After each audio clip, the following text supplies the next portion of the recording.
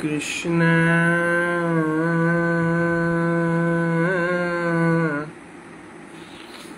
Hare Krishna Hare Krishna Hare Hare Hare Rama Hare Rama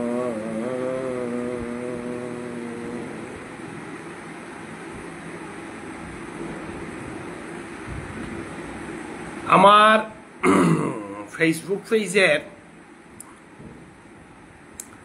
followers আমার শ্রীকৃষ্ণ চৈতন্য ভাগবত সংঘের সদস্য, আমার শ্রীকৃষ্ণ চৈতন্য ভাগবত সংঘের ইউটিউব চ্যানেলের সদস্য বৃন্দ, সবাইকে আমি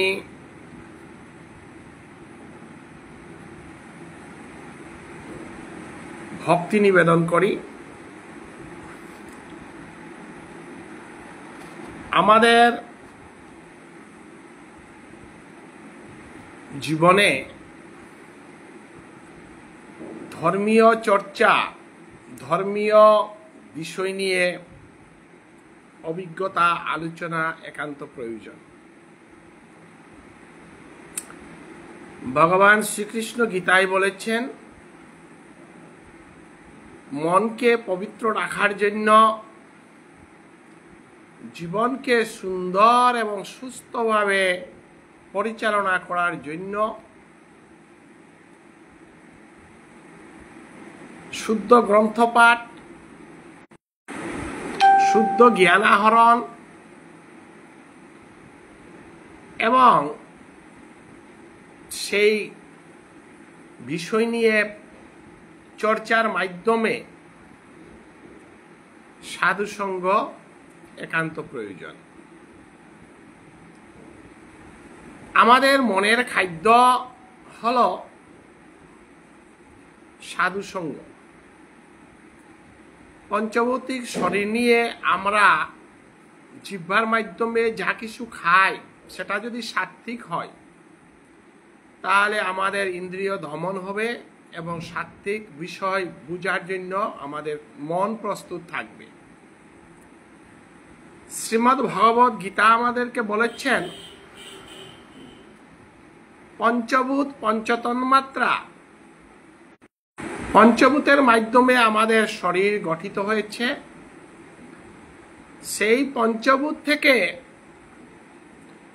আমাদের পঞ্চতন্মাত্রা রূপান্তরিত হয়, যা শরীরকে পরিচালনা করে।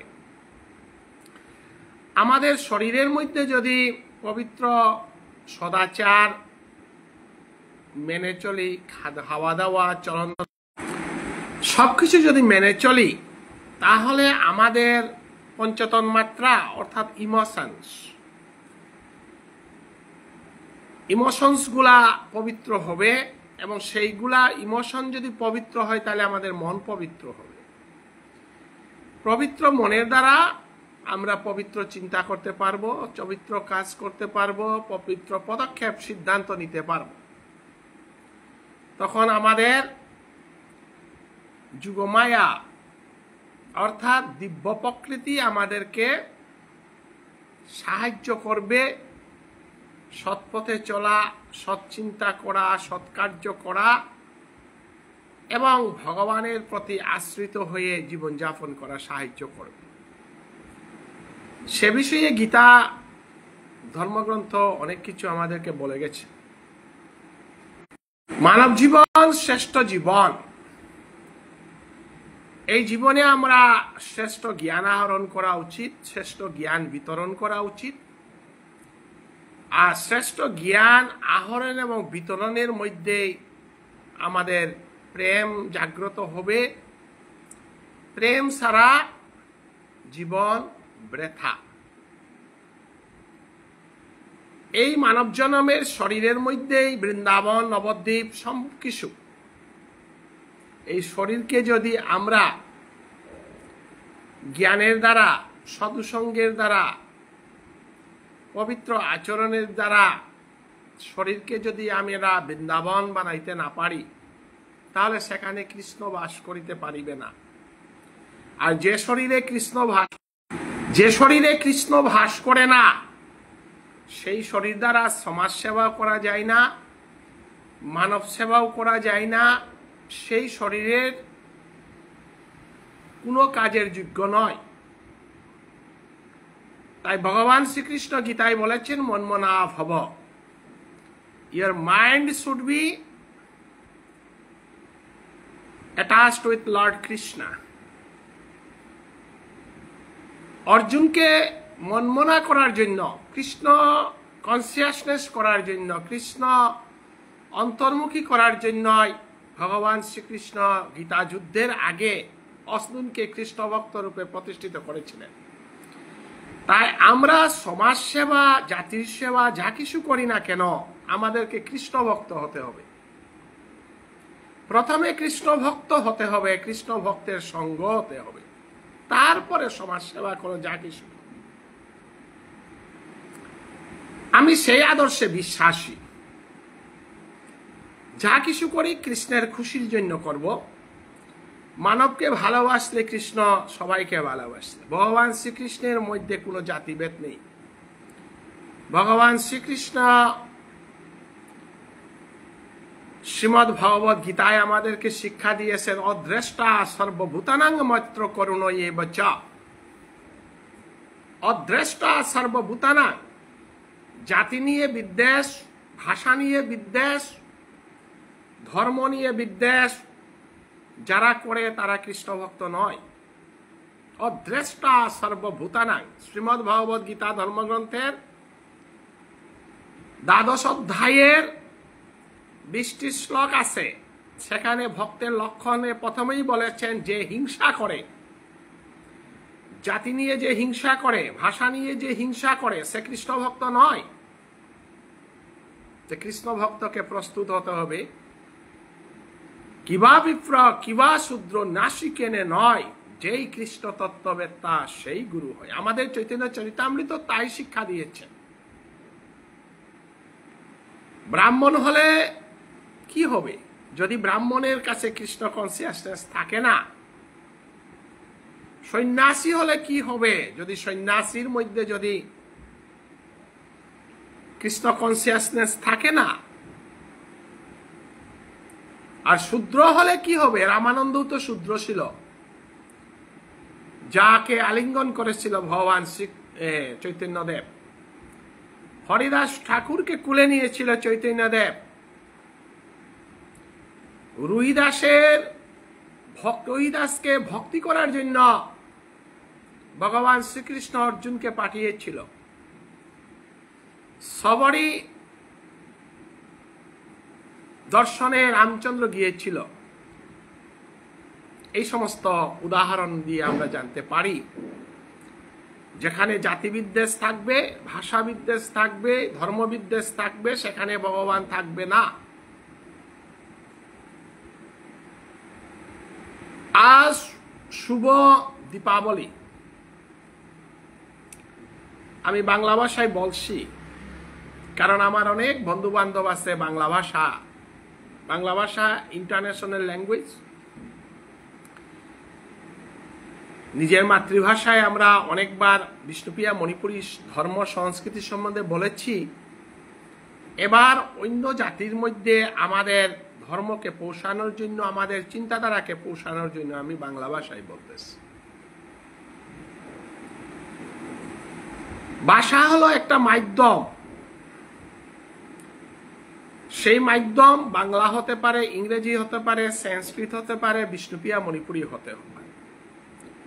তবে নিজের মাতৃভাষাকে ভালোবাসা, মাতৃভাষা নিয়ে চর্চা করা, সেটা ভগবান শ্রীকৃষ্ণ বলেছেন। মাতৃভাষা, মাতৃধর্ম, মাতৃ সংস্কৃতি, মাতৃভূমি, এই চারটিকে আমরা ভালোবাসতে হবে। তো আজ আমি দীপাবলি উপলক্ষে দু একটা বিষ্ণুপ্রিয়া মণিপুরীর সম্বন্ধে বলার জন্য আমি আসলাম। চৈতন্য ভাবচ্ছঙ্গের আমাদের পেজটা প্রাইভেট হওয়ার কারণে সবার কাছে পৌঁছতে না পারি। তাই আমি আমার প্রাইভেট আইডি থেকে পরবর্তীতে আমি ইউটিউব করব আর শেয়ার করে দেব। বিষ্ণুপ্রিয়া মণিপুরী জাতি আসামের উত্তর পূর্বাঞ্চলের, আসাম শুধু নয়, উত্তর পূর্বাঞ্চলের অধুনা আন্তর্জাতিক ক্ষেত্রে বাংলাদেশ আদি বিভিন্ন জায়গাতে বিষ্ণুপ্রিয়া মণিপুরীরা বসবাস করে। অরিজিনালি বিষ্ণুপ্রিয়া মণিপুরী বা মণিপুরী সবাই আমাদের উত্তর পূর্বাঞ্চলের মণিপুর রাজ্যের মানুষ। মণিপুর রাজ্যে আমাদের ভাষা সৃষ্টি হয়েছে, মণিপুর রাজ্যে আমাদের সংস্কৃতি সৃষ্টি হয়েছে, মণিপুর রাজ্যে আমাদের ধর্মীয় আচার আচরণ সবকিছু মণিপুর থেকে সৃষ্টি হয়েছে। তাই আমরা নিজেদেরকে মণিপুরী বলি। যার সংস্কৃতি মণিপুরী, যার ভাষা মণিপুরী, যার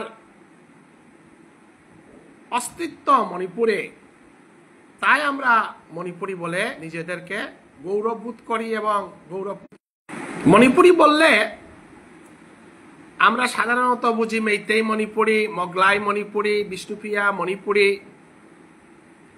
এই তিনটি জাতিকে আমরা বুঝি। মোগলাই মণিপুরী মানে যারা ইসলামিক মণিপুরী, আর বিষ্ণুপ্রিয়া মণিপুরী মানে এরিয়ান মণিপুরী, আর মেইতেই মণিপুরী মিন্স তিব্বত বার্মিস অরিজিন। সেটা গবেষণায় বিভিন্নভাবে উপস্থিত। যাই হোক, আমার বক্তব্য ইতিহাস নিয়ে নয়, ভাষাতত্ত্ব নিয়ে নয়, আমি ধর্ম নিয়ে কিছু বলার জন্য এসেছি। তো বিষ্ণুপ্রিয়া মণিপুরী ধর্ম সংস্কৃতি সেটা মেইতেই মণিপুরী থেকে আলাদা নয়। মেইতেই মণিপুরী, বিষ্ণুপ্রিয়া মণিপুরী মূলত এক ধর্ম, এক সংস্কৃতি, এক জাতি, শুধু ভাষার পার্থক্য। মেইতেই শব্দ ভান্ডার বিষ্ণুপ্রিয়া মণিপুরীতে আসে, বিষ্ণুপ্রিয়া মণিপুরীর শব্দ ভান্ডার ও মেইতেই মণিপুরীতে আসে। যে কারণে বিষ্ণুপ্রিয়া মণিপুরী তার নিজস্ব স্বতন্ত্র ভাষারূপে প্রতিষ্ঠিত হয়েছে মণিপুরে। ডক্টর কেপি সিনহা বলেছেন, এই ভাষা যেহেতু মণিপুরে সৃষ্টি হয়েছে, তাই এই ভাষা মণিপুরী ভাষা। এবং বিষ্ণুপুর অঞ্চলে প্রাধান্যতা থাকার জন্য এই ভাষার আগে বিষ্ণুপ্রিয়া জড়িত। তো বিষ্ণুপ্রিয়ার সঙ্গে মণিপুরী না থাকলে মণিপুরের আইডেন্টিটিটা থাকে না, তাই আমরা বিষ্ণুপ্রিয়া মণিপুরী বলি। আজ দীপাবলি, দীপাবলির উৎসব বরাক উপত্যকার সব হিন্দু জাতিগোষ্ঠীরা দীপাবলি উৎসব করে। বাঙালিদের মধ্যে দীপাবলির বিভিন্ন সম্প্রদায় বিভক্ত হওয়ার কারণে ইস্কনের বাঙালিরা কালী পূজা করে না, গৌড়ীয় মঠের বাঙালি যারা তারা কালী পূজা করে না, রামকৃষ্ণ মিশন অন্যান্য যারা শাক্ত ধর্ম অবলম্বী বাঙালি সমাজ কালী পূজা করে দীপাঞ্জলি দিন। যেহেতু আমরা শাক্ত নয়, মণিপুর রাজ্যে শাক্ত ধর্ম কিছু কিছু আমরা দেখতে পাই, ভাগবতের মধ্যেও আমরা দেখতে পাই রাধারানী আয়নের সঙ্গে বিবাহিত হয়েছিল। আয়নের আরাধ্য দেবতা ছিল কালী।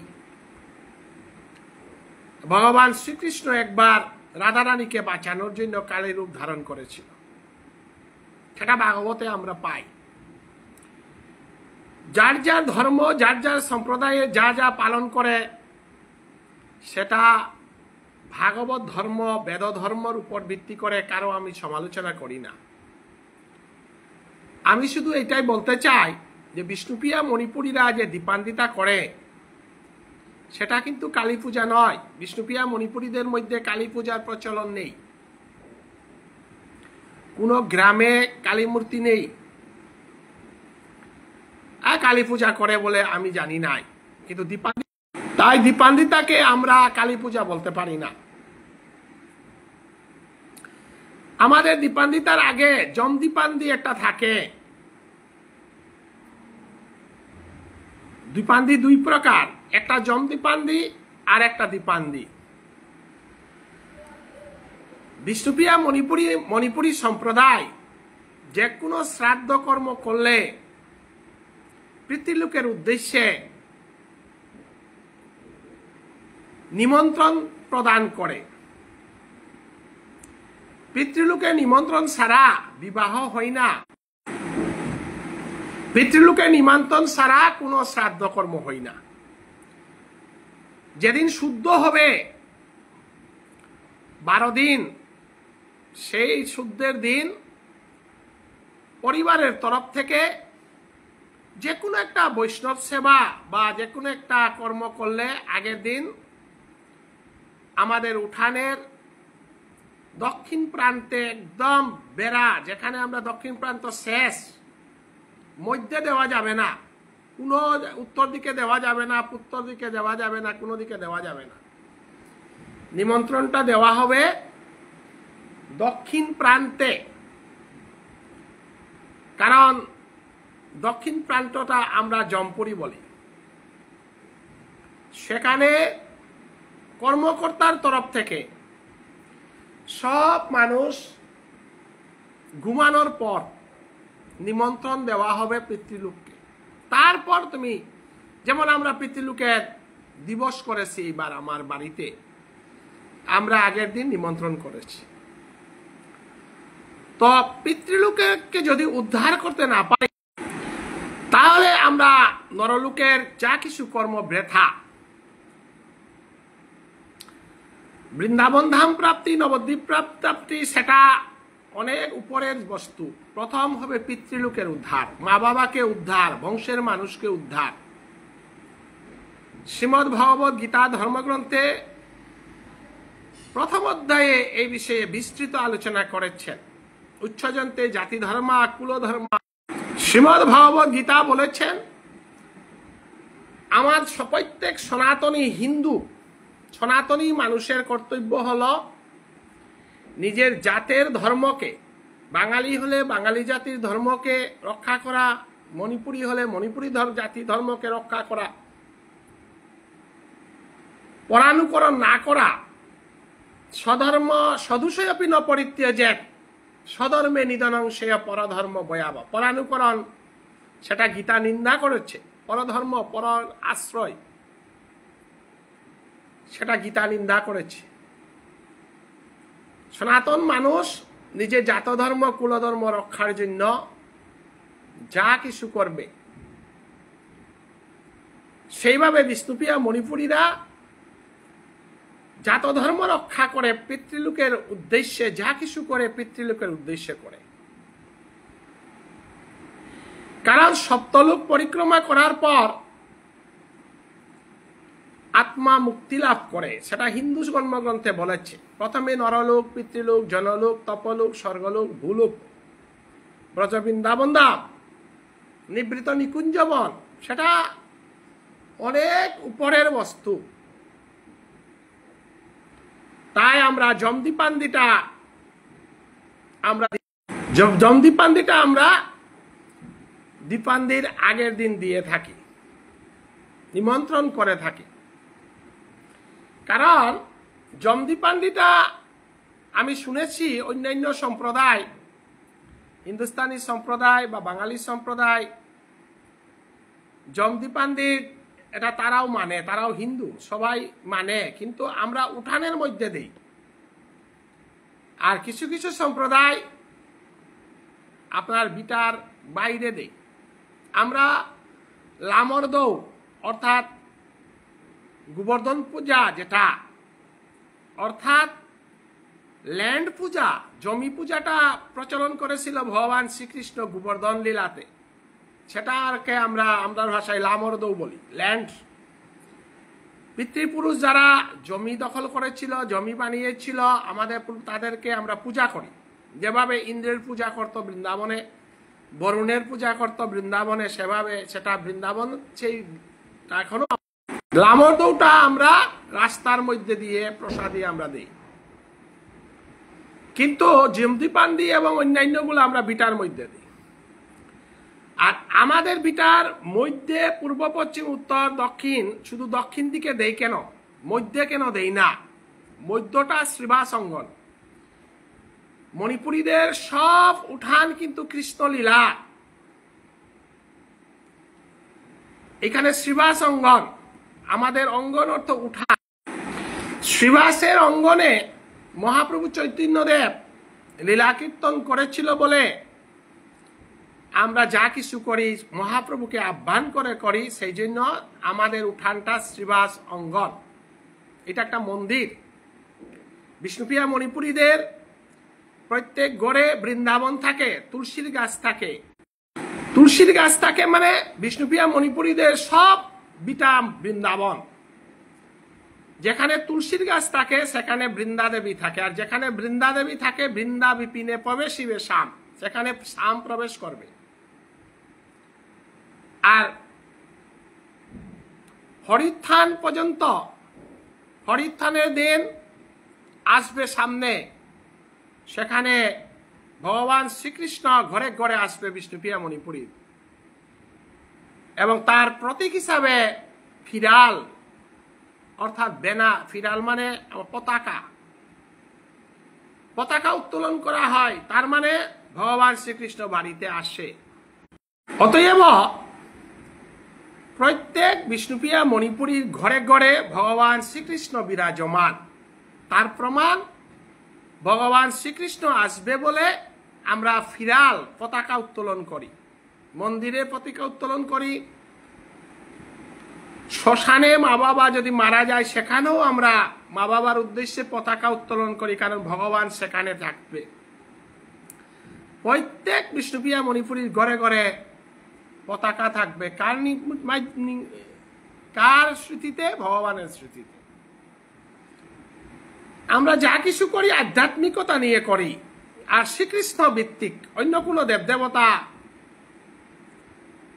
উদ্দেশ্য করে আমরা কোনো কাজ করি না। যে কাজের সঙ্গে কৃষ্ণ জড়িত থাকবে এবং কৃষ্ণের রাধারানী জড়িত থাকবে এবং রাধা কৃষ্ণের লীলা প্রচারক মহাপ্রভু যেখানে থাকবে, সেটাই আমাদের আদর্শ, সেটাই আমাদের ভজন, সেটাই আমাদের সব।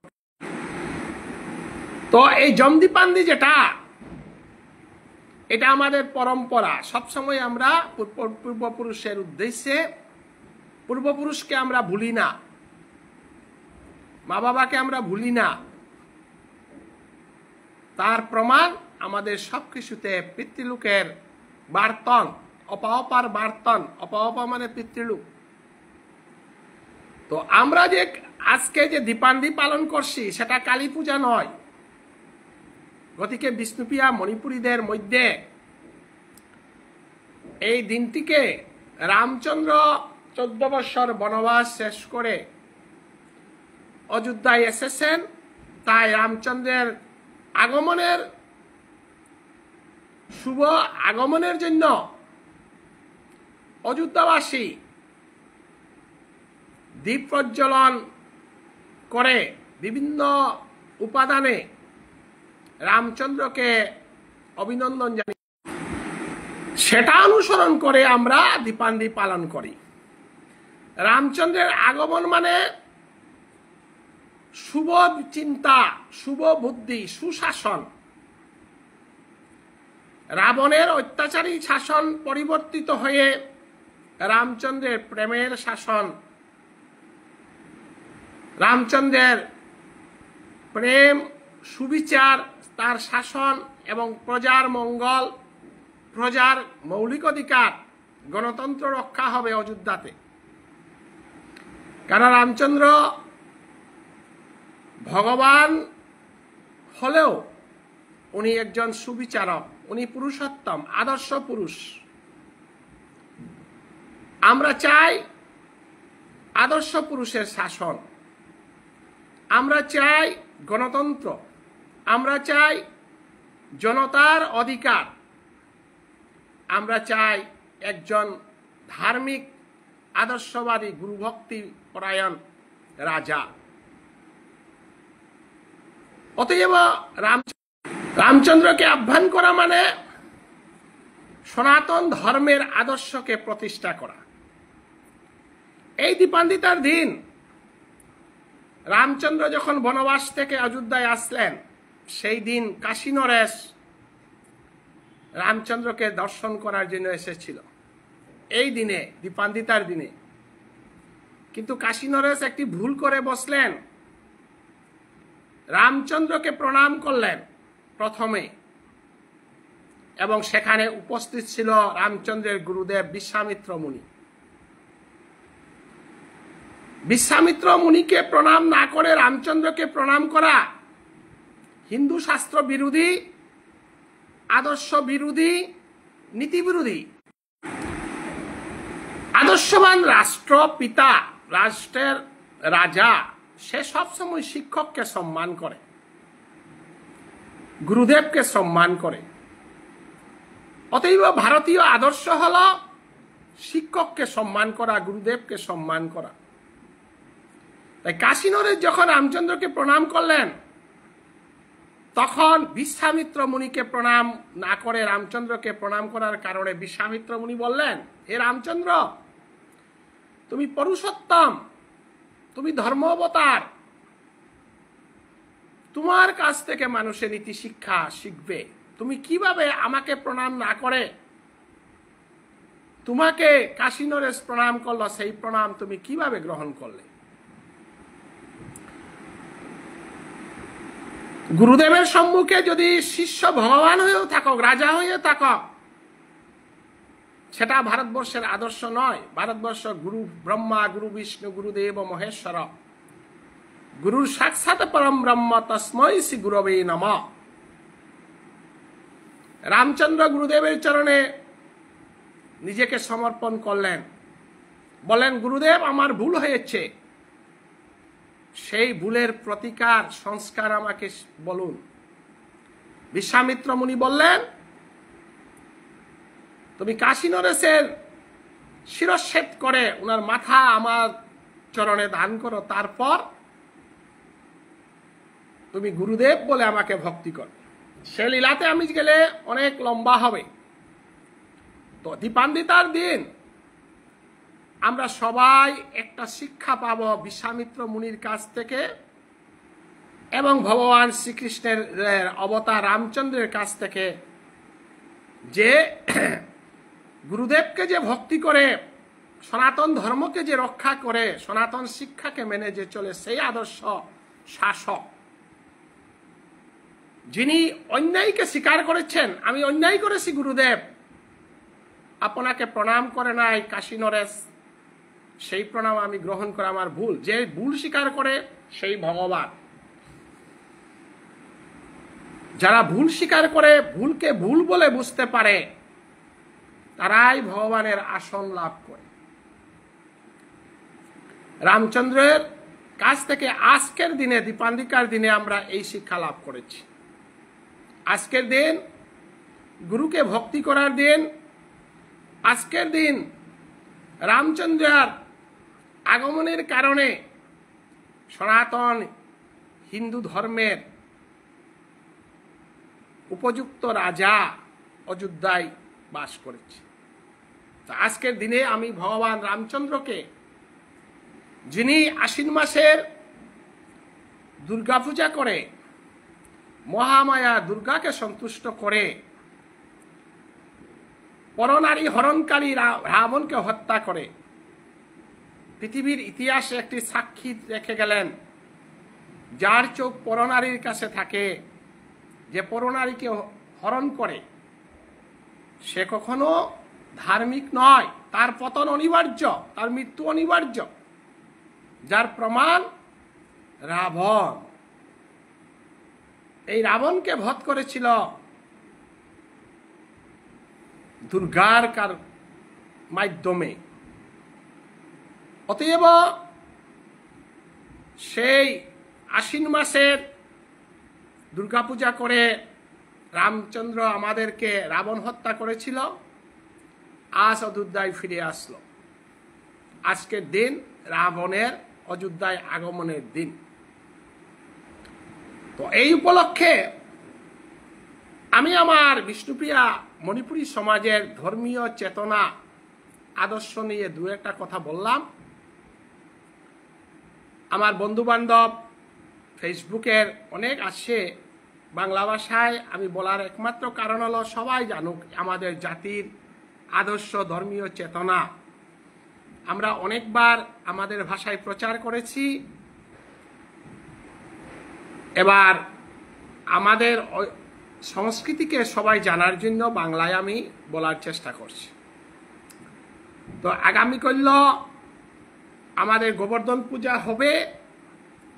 বিষ্ণুপ্রিয়া মণিপুরী সমাজের প্রধান প্রধান উৎসবের মধ্যে গোবর্ধন পূজা একটি উল্লেখযোগ্য উৎসব।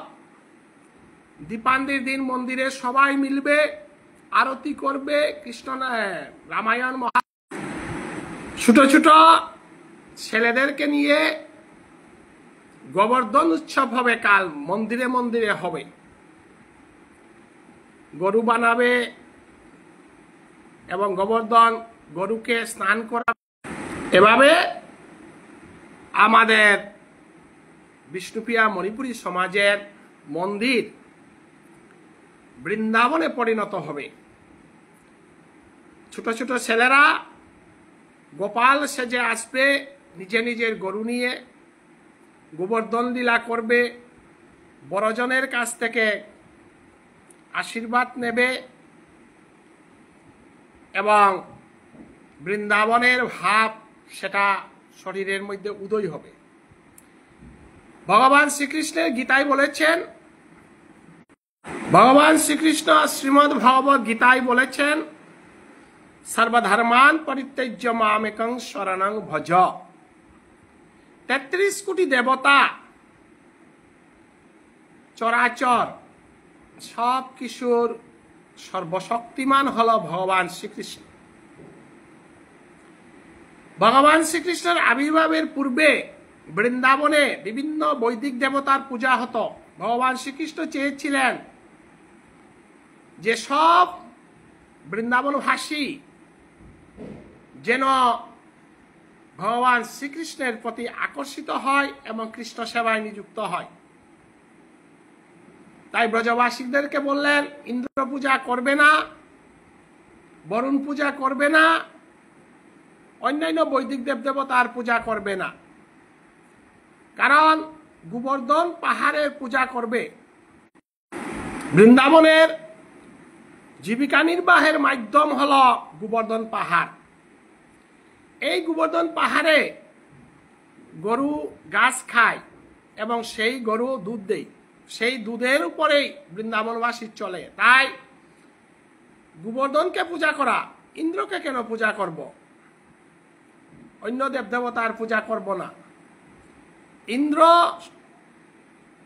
ইন্দ্রের কথায় আগে পরম্পরাভাবে যে পূজা হতো বন্ধ হয়ে গেল। ব্রজবাসীগণ গোবর্ধনের পূজা করলেন।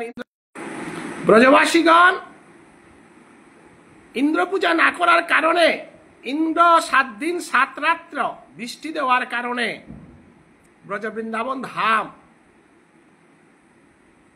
বরুণ দেবতার আক্রমণে যখন বিপদগ্রস্ত হল, তখন ভগবান শ্রীকৃষ্ণ ওনার অঙ্গুলির দ্বারা গোবর্ধন ধারণ করেছিলেন। সেটাই ভগবান শ্রীকৃষ্ণের শ্রীমদ্ ভগবত গীতার সর্বধর্মান পরিত্যজ্য মামেকং সর্বধর্মান পরিত্যজ্য মামেকং শরণং ব্রজ। গীতার 18 অধ্যায় যে শ্লোক, এই শ্লোকের মাহাত্ম্য।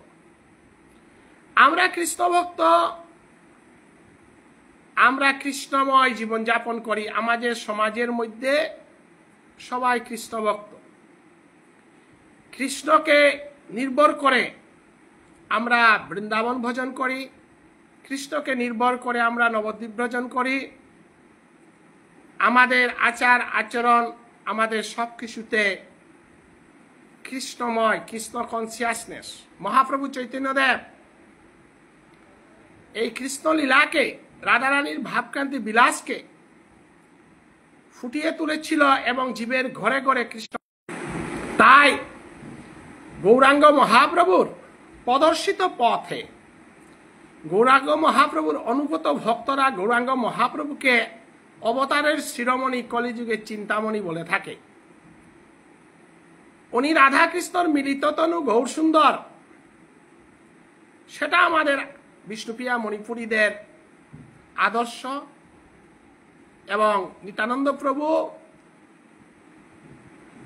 যিনি বলরামের অবতার, লক্ষণের অবতার, সত্যযুগে অনন্তদেবের অবতার, গৌরনিতাই দুনুভাই, এই দুনুভাই আমাদের বিষ্ণুপ্রিয়া মণিপুরীদের সংকীর্তন লীলা সংস্কৃতির অবিচ্ছেদ্য অঙ্গ এবং আরাধ্য দেবতা। তাই বিষ্ণুপ্রিয়া মণিপুরীদের প্রতি মন্দিরে গৌরাঙ্গ নিতাই পূজা হয়, ব্রাহ্মণরা পূজা করে। রাধা কৃষ্ণের আসনে সত্যযুগের হরিব থাকে না, বিষ্ণুপ্রিয়া মণিপুরীদের মন্দিরে ত্রেতা যুগে রামচন্দ্র থাকে না। কারণ আমরা ঐশ্বর্য রসের পূজারী নয়, আমরা মাধুর্য রসের পূজারী। লীলা পুরুষোত্তম ভগবান শ্রীকৃষ্ণের মাধুর্য রসে রাধারানী থাকবে কৃষ্ণের সঙ্গে যুগল রূপে, এবং সেই রাধারানী কৃষ্ণের মিলিত তনু গৌরাঙ্গ মহাপ্রভু থাকবে, এবং নিত্যানন্দ প্রভু থাকবে, এবং জগন্নাথ প্রভু থাকবে। গতিকে আমাদের ভজন হলো রথযাত্রা, রাসলীলা, গোবর্ধন লীলা, এইগুলা আমাদের বিষ্ণুপ্রিয়া মণিপুরীদেরও, শুধু বিষ্ণুপ্রিয়া মণিপুরী নয়। ভাগ্যচন্দ্র মহারাজ আমাদেরকে রূপ পরমানন্দ ধর্ম চক্রবর্তীর নিকট দীক্ষা গ্রহণ করে চৈতন্য মহাপ্রভুর প্রদর্শিত পথে মণিপুরী জাতিকে বাঁচিয়েছে, বৃন্দাবনকে বাঁচিয়েছে ভগবান শ্রীকৃষ্ণ। যে লীলা, সেটা মহাপ্রভু যদি না আসতো, সৈয়গ সাই যদি না আসতো, তাহলে বৃন্দাবন লীলা কেউ বুঝতে পারতো না। আর গৌরাঙ্গ মহাপ্রভুর অনুগত ভক্তরা যদি মণিপুরে না যেত, রূপ পরমানন্দ ধর্ম চক্রবর্তীর নিকট যদি ভাগ্যচন্দ্র জয়সিং যদি গৌরমন্ত্রে দীক্ষা না হতো, উনি যদি বৈষ্ণব না হতো, উনি জয়সিং থেকে যদি ভাগ্যচন্দ্র না হতো, উনি যদি রাসলীলা প্রবর্তন করতেন না, ভাগ্যচন্দ্র মহারাজ যদি নবদ্বীপে গিয়ে রাসবাড়ি প্রতিষ্ঠা করতেন না, তাহলে আমরা ভুবনেশ্বর সাধু ঠাকুরকে পেতাম না। গৌরাঙ্গ মহাপ্রভুর প্রদর্শিত সেই রাস্তায় আমাদের ভাগ্যচন্দ্র মহারাজ গিয়েছিল, রাসলীলা প্রচলন করেছিল, জয়সিং থেকে ভাগ্যচন্দ্র উপাধি লাভ করেছিল। সেই পথের পথিক হলেন, সেই ভাগ্যচন্দ্রের মণিপুর রাজার অনুগত ভক্ত হলেন গৌরাঙ্গ মহাপ্রভুর অনুগত ভক্ত ভুবনেশ্বর সাধু ঠাকুর। দীপান্বিতার পরের দিন সাধু বাবার উৎসব। ভুবনেশ্বর সাধু ঠাকুর উনি গৌর সম্প্রদায়ের নরোত্তম পরবর্তীকালের এক বিশ্ব স্বীকৃত বৈষ্ণব। আমরা মহাপ্রভুর বৈষ্ণব ধর্মকে প্রতিষ্ঠা করেছিলেন নরোত্তম ঠাকুর। সেই নরোত্তম ঠাকুরের বলা হতো নিত্যানন্দ প্রভুর বাবদেহা, এবং রাধা কৃষ্ণের যে ভাবকান্তি বিলাস, রাধার প্রেম, যে রাধার ভাবকান্তি বিলাস, রাধার বিরহ, যে বস্তু চৈতন্য মহাপ্রভু আপনি আচরণের মাধ্যমে জীবকে দিয়েছিলেন, বৃন্দাবন ধামকে উদ্ধার সাপ প্রতিফলিত হয়েছিল, এবং তা দান করেছিলেন মহাপ্রভু কাকে? নরোত্তম ঠাকুরকে। কোথায়? বাংলাদেশের পদ্মা নদীতে। সেই অপূর্ব লীলা দু একটা কথায় আমরা ব্যাখ্যা করতে শেষ করব না। তাই আমরা নরোত্তম ঠাকুরকে বলি নিত্যানন্দ প্রভুর বাবদেহা, বাবদেহ। আর নরোত্তম ঠাকুরের বাবদেহ হলো ভুবনেশ্বর সাধু ঠাকুর। ভুবনেশ্বর সাধু ঠাকুর শুধু বিষ্ণুপ্রিয়া, মণিপুরী, বাঙালি, হিন্দুস্তানি এত অঞ্চলের সাধারণ বৈষ্ণব নয়, তিনি মহাপ্রভুর পরবর্তী যুগের শ্রেষ্ঠ মহান বৈষ্ণব, যাকে বলা হতো নরোত্তম ঠাকুরের বাবদেহ। যদি ভুবনেশ্বর সাধু ঠাকুর না আসত, যদি ভাগ্যচন্দ্র মহারাজ না আসত, তাহলে বিষ্ণুপ্রিয়া মণিপুরী জাতি কবেই মিশে যেত অন্যান্য জাতিগোষ্ঠীর সঙ্গে।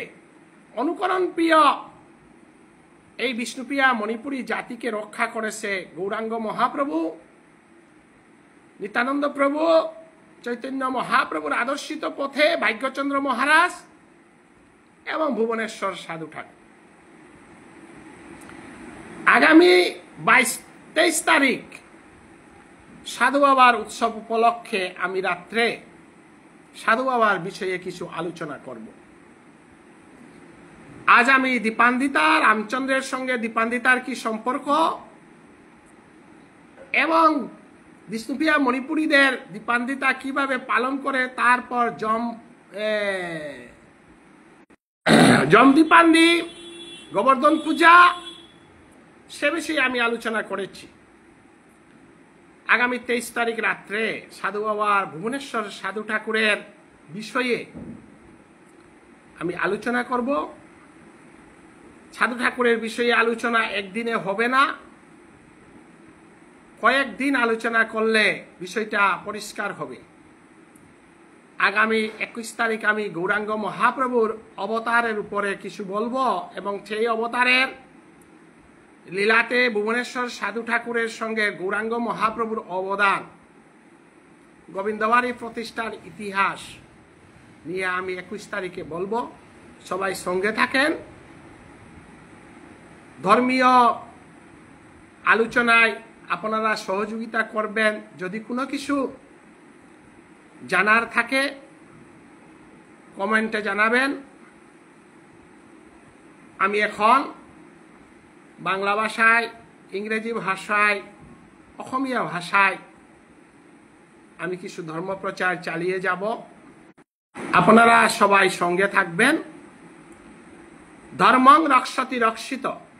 জাতি কখন বাঁচবে? যখন সেই জাতি ধর্মকে অনুসরণ করে, ধর্মকে রক্ষা করবে। ধর্ম ছাড়া রামচন্দ্র এই ভারতবর্ষ বাঁচান নাই। কৃষ্ণ এই ভারতবর্ষ শাসন করেছিল, ধ্রুব মহারাজ, সত্যযুগে প্রহ্লাদ মহারাজ। ধর্মকে অবলম্বন করে ভারতবর্ষ সনাতন সভ্যতা, সনাতন ধর্ম বেঁচে রেখেছিল। মনুসংহিতা তাই বলেছেন, ব্রহ্মং প্রাপ্তেন সংস্কারং ক্ষত্রিয়েন যথাবিধি সর্বস্ব যথা ন্যায়ং কর্তব্যং প্রবলায়। আমরা মনুষ্যত্ব অর্জন করবে কিসের মাধ্যমে? শাস্ত্র জ্ঞানের মাধ্যমে, ধর্ম চেতনার মাধ্যমে। ধর্মহীনা পশুবি সমানা। যার কাছে ধর্ম নেই, যার কাছে আদর্শ নেই, যার কাছে আদর্শ নেই, সে পশু। ধর্মহীনা পশুবি সমানা।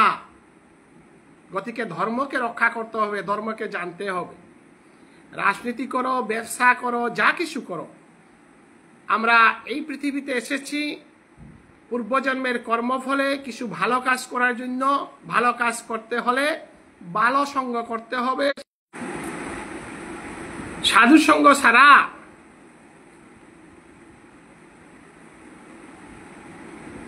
সঙ্গ ছাড়া আমরা কখনো দেশ জাতি রক্ষা করতে পারবো না। তাই ভগবান শ্রীকৃষ্ণ বলেছেন, নিজের জাতিকে রক্ষা করা, নিজের ধর্মকে রক্ষা করা, নিজের মাতৃভূমিকে ভালোবাসা, নিজের মাতৃভাষাকে ভালোবাসা। সবার মঙ্গল হোক, সবাই সুচিন্তা করুক। সর্বে ভবন্তু সুখিনঃ। সর্বে সন্তু নিরাময়া সর্বে ভদ্রাণী পশ্যন্তু মা কচ্চিৎ দুঃখং বলে। সবাই সুন্দর সুস্থভাবে থাকুক বলে উপনিষদ